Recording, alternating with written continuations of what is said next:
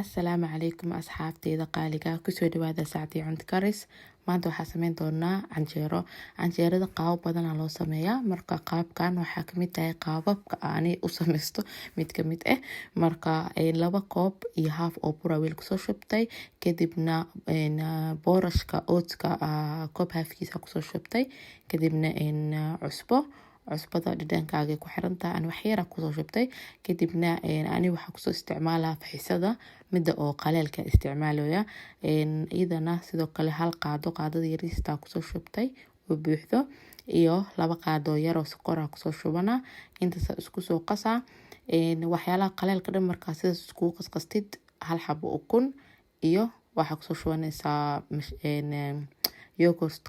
yogurtkana waa kana waxa isticmaalaya midda turkishka ah.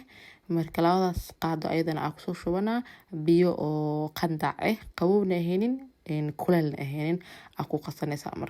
Marka maadaama boorashka oatska oo ku jiray, waxaa kula shiidaa geedkan mashiinka ah si oo dhowti mashaarida oo dhadhan ah looga arkin. Marka intaas markaa si fiican iskugu soo shiidatid oo wax dhan oo ku harin kuskus dhan lahaynin, waa dabooleysaa, meel qandaca dhiganaysaa si ay ciyo kugu soo qameyrto. Mase waxaa sameyn kartaa foornada inta xiris meel dheer kululeysid aad dhex gelin kartaa si ay ciyo kugu soo qameyrto. Ani hadeertaan way soo qameyrtay saa u jeedinbo 30 daqiiqo ay u qaadatay si inay soo qameyrto. Marka ay soo qameyrto xogaa yar waa garaacaysaa si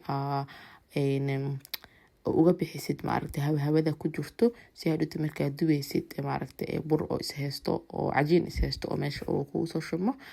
Kadibna sidaas ay noqoto u jeedin canjeerada waa dubay qurux kusoo baxday, waana fudeed. Subaxdii markaa soo kacday sal markaa qasan kartaa. Masha Allah. Marka asxaabteyda waxaan rajeynaa inaad ka hesheen qaabka u sameeyay.